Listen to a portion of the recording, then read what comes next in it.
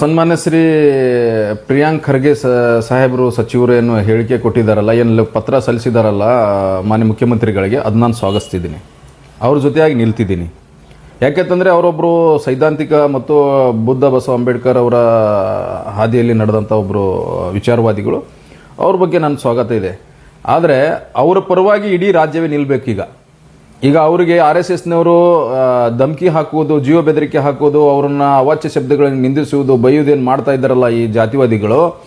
ಆದರೆ ಇಲ್ಲಿ ಕಾಂಗ್ರೆಸ್ನಲ್ಲಿರುವಂಥ ಕೆಲವೊಂದಿಷ್ಟು ಶಾಸಕರಾಗಿರ್ಬೋದು, ಕಾಂಗ್ರೆಸ್ನಲ್ಲಿರುವಂಥ ಕೆಲವೊಂದಿಷ್ಟು ನಾಯಕರಾಗಿರ್ಬೋದು, ಪಿಟ್ ಅಂತ ತುಟಿ ಬಿಸ್ತಾ ಇಲ್ಲ. ಅದು ನೋವಾಗ್ತಾ ಇದೆ ನಮಗೆ. ಯಾಕಪ್ಪ ಅಂತಂದರೆ ಇವರೇನು ಇಂಟರ್ನಲ್ಲಿ ಆಗಿ RSS ಜೊತೆ ಹೊಂದಾಣಿಕೆ ಇದ್ದಾರಾ, ಏನು ಮನೋಭಾವನೆ ಇವರು RSS ಇದೆ ಅಂತೇಳಿ ಅನಿಸ್ತಾ ಇದೆ.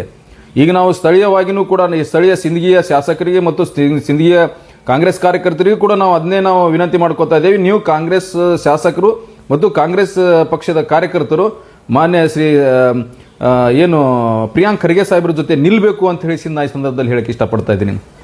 ಯಾಕಪ್ಪ ಅಂತಂದರೆ ಪ್ರಿಯಾಂಕ್ ಖರ್ಗೆ ಸಾಹೇಬರು ಅದೊಂದು ಶಕ್ತಿ. ಅವರು ಅಂಥ ಗಂಡು ಈ ನಾಡಿನಲ್ಲಿ ಅದರಪ್ಪ ಅಂತಂದ್ರೆ ಅವ್ರಿಗೆ ನಾವೆಲ್ಲರೂ ಕೂಡ ಸಪೋರ್ಟ್ ಮಾಡಬೇಕಾಗ್ತದೆ. ಯಾಕಪ್ಪ ಅಂತಂದ್ರೆ ಇದ್ರ ಬಗ್ಗೆ ಮಾತಾಡಬೇಕು. ನೀವು ಪರಾರೇ ಮಾತಾಡ್ರಿ, ಕಾಂಗ್ರೆಸ್ನವರು ವಿರೋಧರೇ ಮಾತಾಡ್ರಿ.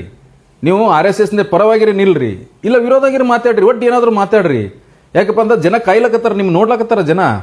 ಅದಕ್ಕಾಗಿ ನಾವು ಏನು ಖರ್ಗೆ ಸಾಹೇಬ್ರದ್ದು ಏನು ಅವ್ರದ್ದೇನು ಪತ್ರ ಬರೆದಿದ್ದಾರಲ್ಲ ಅವ್ರ ಜೊತೆ ನಾವು ನಿಲ್ತೀವಿ, ಅದು ಸ್ವಾಗತ ಮಾಡ್ಕೋತೀವಿ.